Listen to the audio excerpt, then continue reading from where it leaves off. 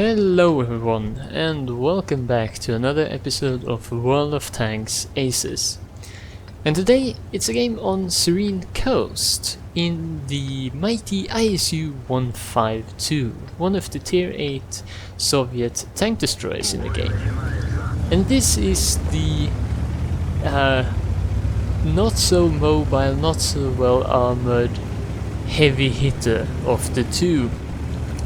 I mean, this gun has 750 damage and a DPM of 3000 if you manage to hit all of your shots, because, you know, can't expect to do that every time.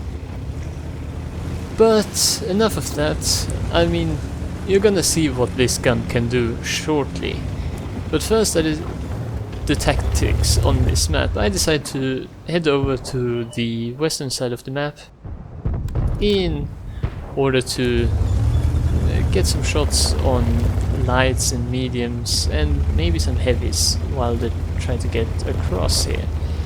So, position myself, can't shoot at the T-54 mod 1 because, you know, behind cover, get my binoculars up, wait for a perfect target, and that 1390 will do, and there goes about half of his health. And that is what this gun does: remove huge chunks of health at any given time. And I tried to get a shot in there, but it's difficult to aim when you can't really see what's going on. But anyway, it doesn't matter, they all die. I decide to move up, but then I decide not to follow all of those tanks in front of me downhill, because A, I'm a bit slower than them, and B, there are targets to my right that are more important. For example, that T-28 prototype. Slowly aiming, and, well, couldn't have expected that one to hit, and well, it didn't. But there are more targets over there, so let's take a quick peek. Can I see anything? If the prototype moves up over there, no, he's not going to, and yeah. He died. And so, downhill, trying to not break a track, that would be bad. And then just continue on moving towards the prototype. The northern flank has been thinned, but it's pushing on. And now I've got a good position here on the T-28 prototype.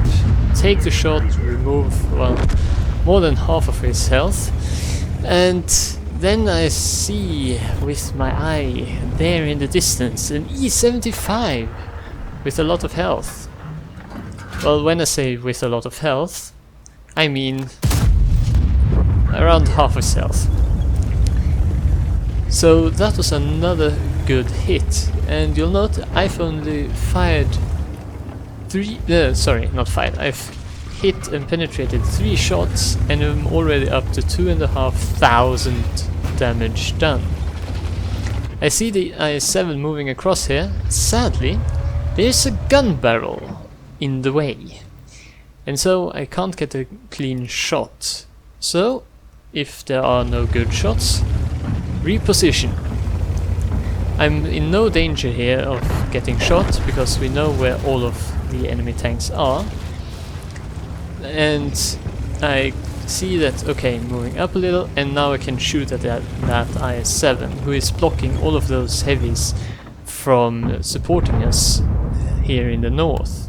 So, take aim, remove half of the remaining health, back up a little, make sure that I'm not being flanked at this very moment.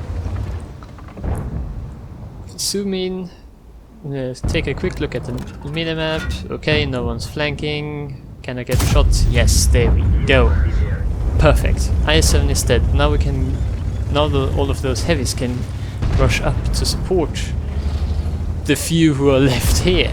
And I see the ISU and thinking he's gonna turn towards me, but nope. He miscalculated. He should have been aiming towards me and taken, well, probably not taken me out, but at least removed a lot of my health. But he didn't, and now he said, oh, damn it, back up, back up, back up. Okay, can't shoot at me. So, position myself behind the house and expect him to destroy the building in front of me, because now he's reloading. I can peek through and do another big bunch of damage. However, Emil 1 is coming around. That is bad news. I need to move behind, keep the Emil behind me in the building. Okay, he destroyed it. Time to back up, keep on backing up, back up, back up, back up, kill the Emil. And the reason I'm backing up is because now I've got these buildings in front of me, and those are in turn between me and this STRV. And luckily for me, artillery didn't manage to kill me with that shot. But now I don't have any health to spare. I thought at this point I knew that the artillery piece was somewhere along the coast, and I thought he's probably going to go past here, past the cap, and in order to flee towards the A line. But sadly I miscalculated and he didn't move at all. So in that case, get into the cap, get a few extra XP points before the artillery piece dies, and that is the game. So let's take a look at these stats, starting with, for this series, the mandatory ace tanker and a high caliber. And as you can see, there was a lot of XP in that for the first win of the day. No, that's just not a lot of, there aren't a lot of medals in this, and you usually don't get it in the all of the medals in the ISU-152. However, if we look at the team score, you'll see an impressive amount of damage. 4,849 in a tier 8 vehicle in a tier 10 game. That is respectable. And you'll also note that in the opposite team you have another ISU-152 on top on damage done. That's just what this tank does. It removes a lot of health from the enemy, if given the chance. And if you move on to the detailed report, you'll see that, well, earned some money, which is nice.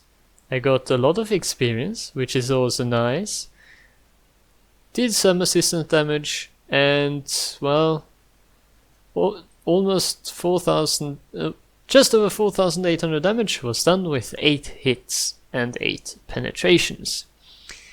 And with that, I'm done. There isn't much to talk about here, so thanks for watching, and I'll see you a lot next time.